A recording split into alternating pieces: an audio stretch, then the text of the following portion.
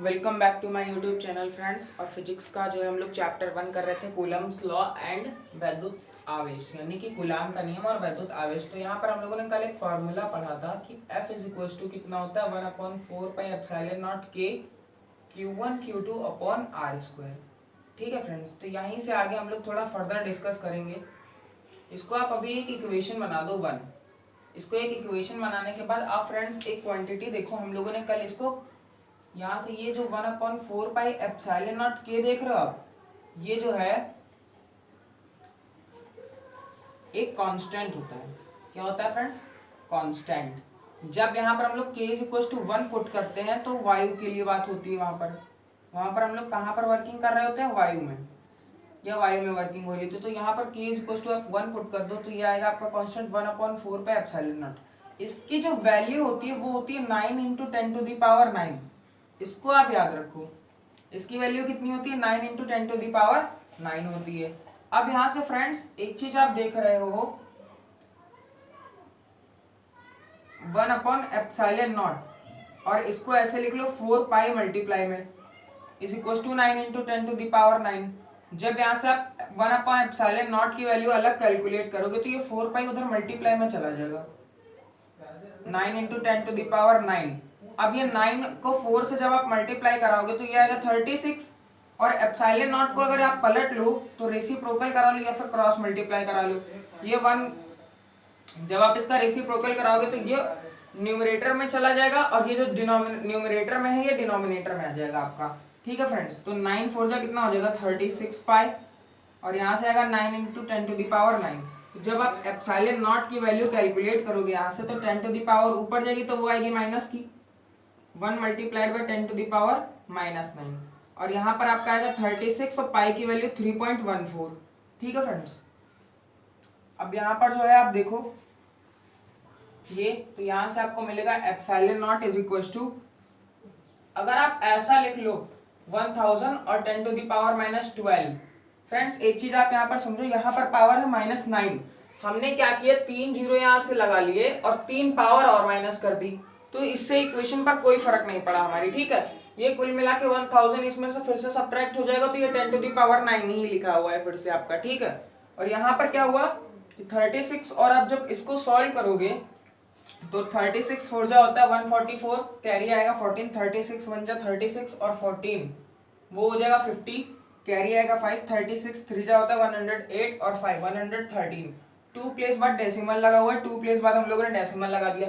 जब आप इसको यहां से डिवाइड करोगे तो आपके पास आएगी वैल्यू 8.85 इंटू 10⁻⁻12। ये तो आ गई इसकी न्यूमेरिकल वैल्यू फ्रेंड्स, क्योंकि यहाँ पर 1/4 पाई एप्सिलॉन नॉट कांस्टेंट था, और कांस्टेंट की वैल्यू तो कांस्टेंट ही रहती है, लेकिन ये जो एप्सिलॉन नॉट आप देख रहे हो ना ये कांस्टेंट नहीं है, इसकी यूनिट होती है, इसकी यूनिट होती है coulomb square upon newton metre square. अब ये यूनिट आती कैसे है ये आप देखो, coulomb square upon newton metre square. ठीक है फ्रेंड्स, और ये क्वेश्चन ना इसको आप अपने दिमाग में बिल्कुल अच्छे से बैठा लो, ये यूपी बोर्ड में हर साल पूछा जाता है, 20 में पूछा जा चुका है, 19 में और 18 में और 17 में भी, 16 में, हर ईयर लगभग आता है।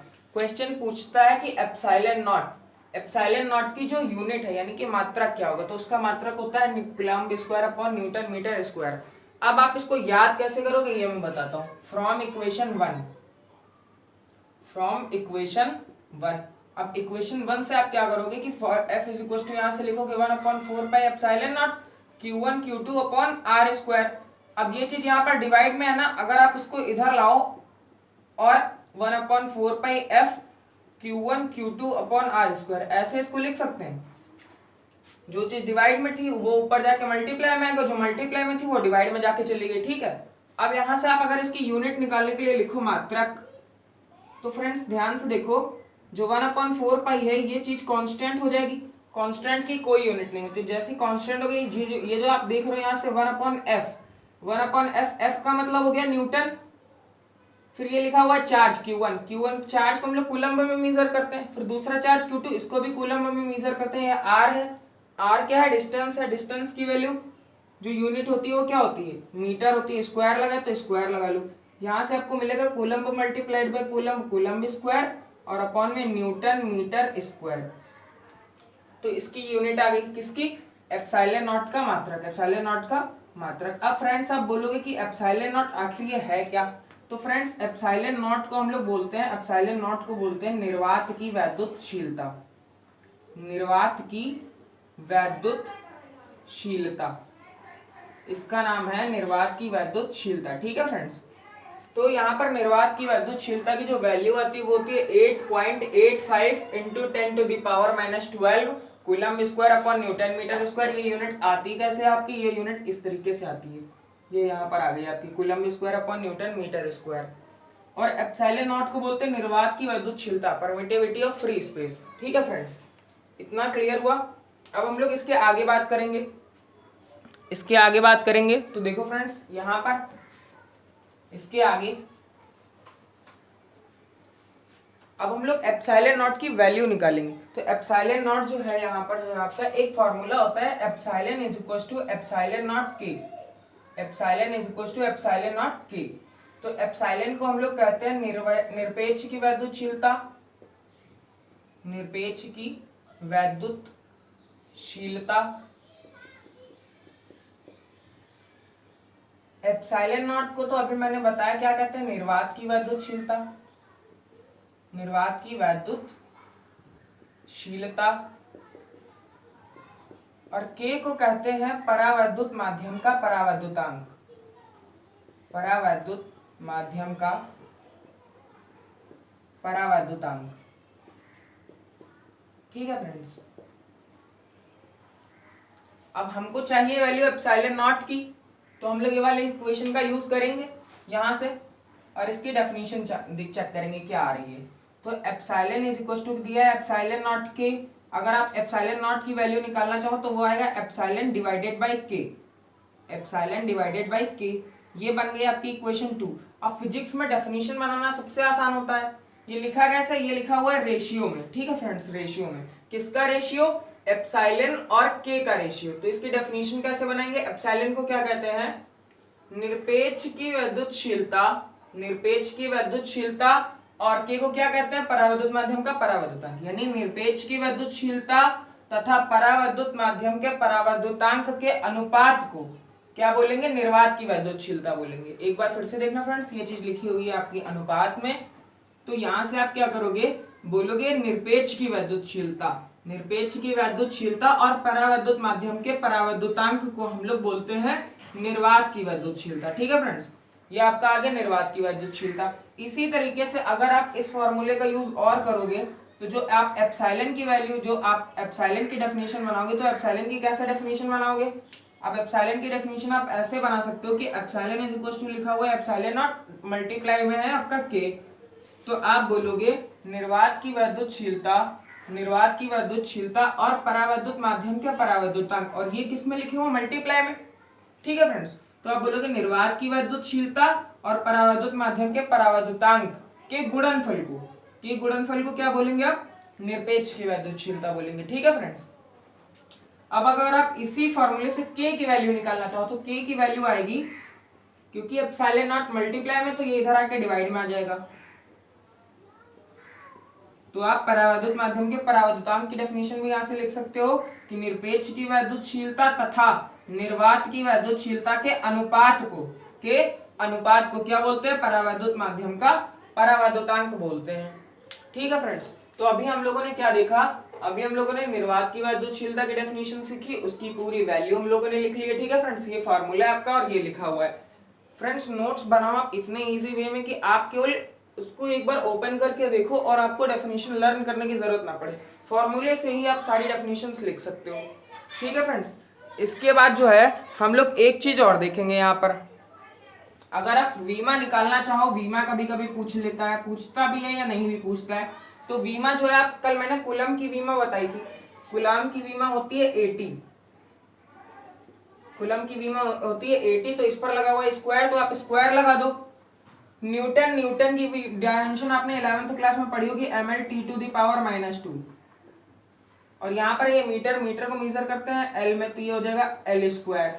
तो फ्रेंड्स अब अगर आप इसको सॉल्व करो और आगे, तो इसको आप सॉल्व करोगे तो यहाँ से मिलेगा आपको a², टी स्क्वायर, ये आपका मिलेगा m, और ये l की पावर 1 और l की पावर 2, ये टोटल हो जाएगी आपकी l की पावर 3, और t की पावर आएगी आपकी -2।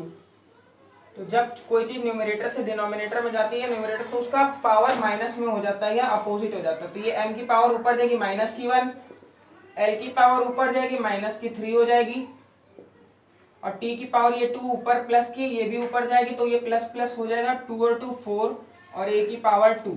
तो ये एप्सिलॉन नॉट की आपकी डायमेंशन होती है, ठीक। m की पावर -1, l की पावर -3, t की पावर 4 और a स्क्वायर, ठीक है फ्रेंड्स। अब यहाँ पर जो है हम लोग का जो नेक्स्ट टॉपिक है, नेक्स्ट टॉपिक क्या है फ्रेंड्स, नेक्स्ट टॉपिक है हम लोगों का वैद्युत क्षेत्र। वैद्युत क्षेत्र यानी electric field most important topic है, और इससे बेस्ड न्यूमेरिकल भी पूछा जाता है, आपका हर एक चीज पूछी जाती है, ठीक है फ्रेंड्स। तो अब हम लोग पढ़ने वाले हैं वैद्युत क्षेत्र यानी इलेक्ट्रिक फील्ड। तो वैद्युत क्षेत्र क्या होता है फ्रेंड्स, देखो आप,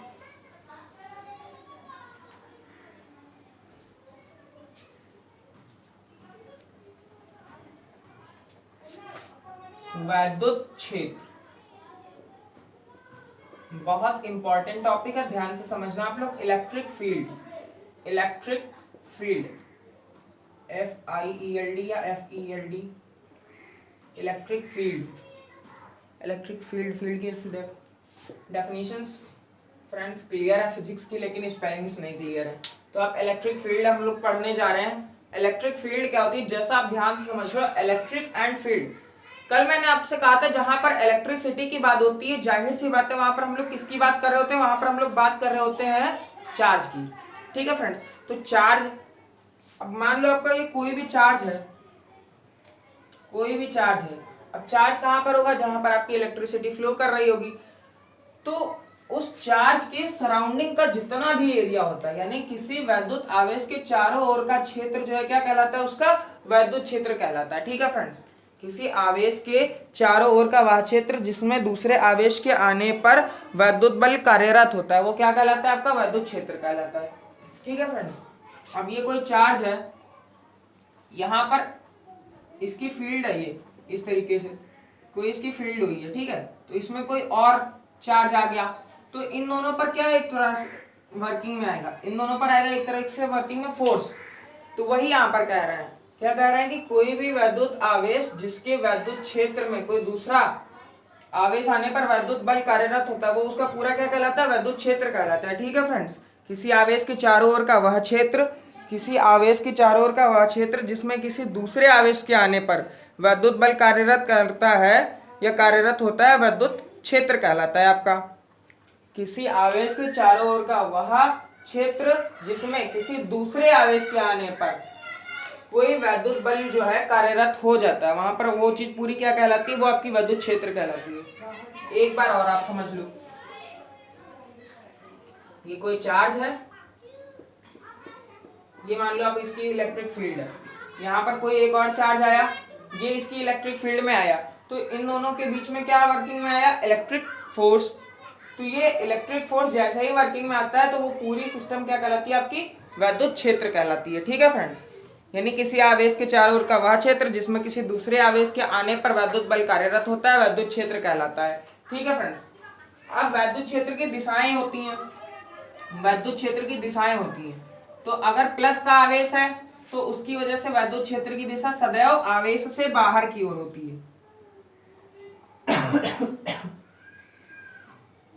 अगर प्लस का जो है चार्ज है तो उसकी वजह से जो वैद्युत क्षेत्र की दिशा होती है वो सदैव किधर की ओर होती है, बाहर की ओर होती है। और अगर ऋणात्मक आवेश है यानी नेगेटिव चार्ज है तो उसकी वजह से जो वो वैद्युत क्षेत्र की दिशा होती है वो सदैव आवेश की ओर होती है। वो किधर की ओर होती है, सदैव आवेश की ओर होती है।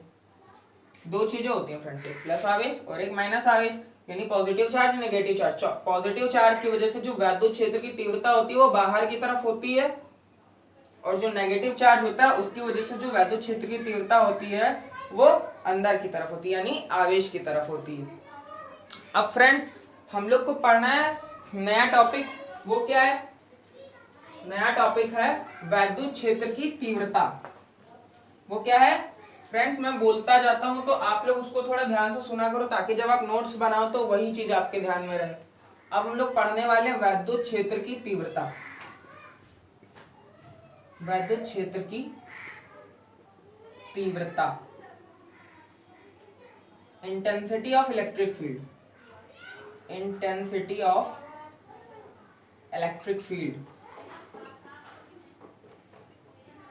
इंटेंसिटी ऑफ इलेक्ट्रिक फील्ड जो है उसका फॉर्मूला होता है E इज इक्वल टू होता है F upon Q। E is equal to क्या होता है F अपॉन Q। अब अगर कोई एक आवेश है, मान लो आपके पास कोई प्लस आवेश है एक, और इसकी वजह से जो विद्युत क्षेत्र की दिशा होगी वो किधर की ओर होगी, बाहर की ओर होगी। अब आपने कोई और एक चार्ज लिया, उसको हम लोग बोलते हैं परीक्षण आवेश, उसको आप Q0 से रिप्रेजेंट कर लो या Q0 से। इन दोनों के बीच की डिस्टेंस जो है वो R है, आप अगर सपोज कर लो, वो कितनी सपोज कर लो, R है। और इस दूसरे वाले परीक्षण आवेश को इस प्लस वाले आवेश के वैद्युत क्षेत्र में जो लाने पर बल कार्यरत हो रहा है वो F है। वो कितना वर्किंग में है, F है। तो जो वैद्युत क्षेत्र की डेफिनेशन होती है वो ये कहती है किसी परीक्षण आवेश को किसी दूसरे, ये कोई दूसरा चार्ज है, किसी दूसरे आवेश के वैद्युत क्षेत्र में ले जाने में लगने वाला बल F तथा परीक्षण आवेश के मान के अनुपात को क्या कहते हैं हम लोग, वैद्युत क्षेत्र की तीव्रता कहते हैं। यहाँ पर देखो फ्रेंड्स, अनुपात है ना, F रेशियो Q, और ये Q है क्या, ये Q रियल में कौन सा चार्ज है, ये टेस्टिंग चार्ज है। ठीक है फ्रेंड्स, कौन सा चार्ज है, टेस्टिंग चार्ज, यानी परीक्षण आवेश।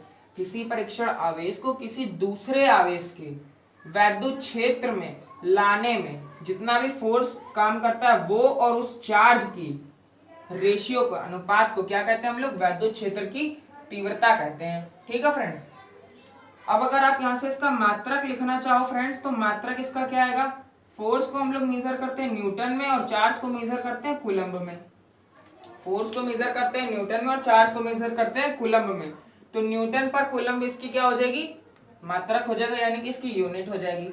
अब इसका फ्रेंड्स अगर वीमा देखना चाहो आप लोग, तो वीमा कितना आएगा इसका, वीमा आएगा, न्यूटन को हम लोग मेजर करते हैं mL/T⁻⁻2 में, और जो कूलम्ब होता है उसको लिखते हैं 80। तो इसको सॉल्व आउट करने पर आपको मिलेगा mL/T⁻³ A⁻1। आप लोगों ने 11th क्लास में पढ़ा होगा। अब फ्रेंड्स यहाँ पर एक चीज और है, ये तो आपकी आ गई वैद्युत क्षेत्र की तीव्रता F अपॉन Q इक्वेशन 1 से। क्यों क्या, Q0 क्या आ गया, Q0 आ गया। किसी परीक्षण आवेश को किसी दूसरे आवेश के वैद्युत क्षेत्र में ले जाने में लगाया गया बल तथा आवेश के मान के अनुपात को क्या कहते हैं, वैद्युत क्षेत्र की हम लोग कहते हैं तीव्रता। अब क्या है, अब यहाँ पर जो है हम लोग अगर इन दोनों चार्जेस के बीच का फोर्स कैलकुलेट करें, तो फोर्स का फॉर्मूला क्या होता है friends, 1/4πε0 Q1 Q2 upon R²। यहां से अगर आप देखो तो जो Q1 की वैल्यू हो जाएगी वो Q हो जाएगी, जो Q2 की वैल्यू है वो हो जाएगी Q0, और डिस्टेंस कितनी है, distance R is equal to हम लोग R ही रखेंगे इस फॉर्मूले में।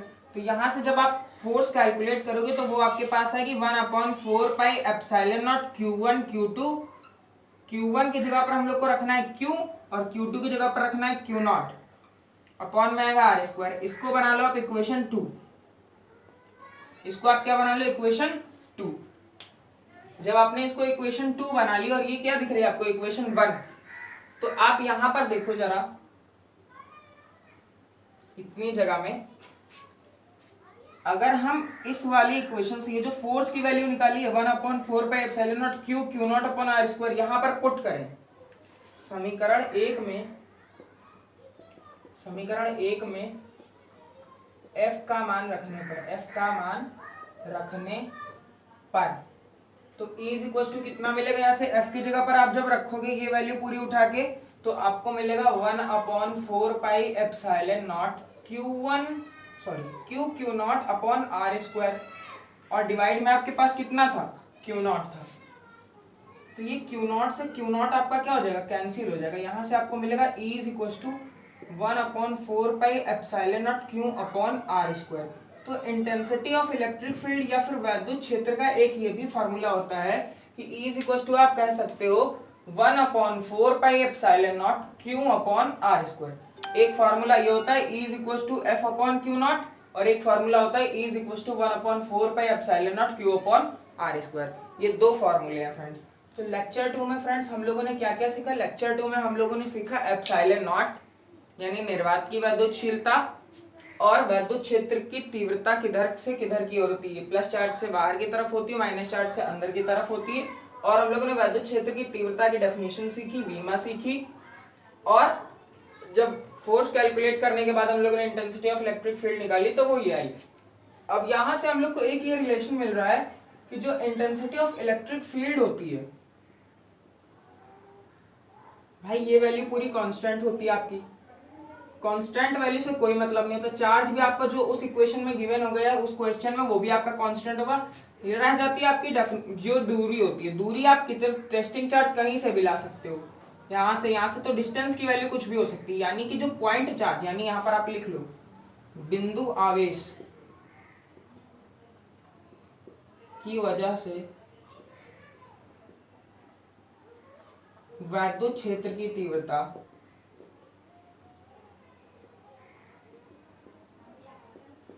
उसकी दूरी के वर्ग के व्युत्क्रमानुपाती होती है। फ्रेंड्स ये क्वेश्चन भी कभी कभी एग्जामिनर घुमा के पूछ लेता है कि कोई भी पॉइंट चार्ज है तो उस पॉइंट चार्ज की वजह से जो वैद्युत क्षेत्र की तीव्रता होती है उसका रिलेशन क्या होता है? तो उसका रिलेशन ये होता है कि वो जो है उस दूरी के, यानी इस दूरी के स्क्वायर के व्युत्क्रमानुपाती होती है। ठीक है फ्रेंड्स, तो नेक्स्ट लेक्चर में हम लोग पढ़ेंगे वैद्युत द्विध्रुव आघूर्ण क्या होता है और क्या होता है वैद्युत द्विध्रुव, और उसके बाद हम लोग जो है आगे की चीजें पढ़ेंगे। ठीक है फ्रेंड्स, तो आपको मेरा वीडियो कैसा लग रहा है आप कमेंट सेक्शन में जरूर हम मुझे कमेंट करके बताएं। लाइक करें, आप सब्सक्राइब करें चैनल को। ठीक है फ्रेंड्स, थैंक यू।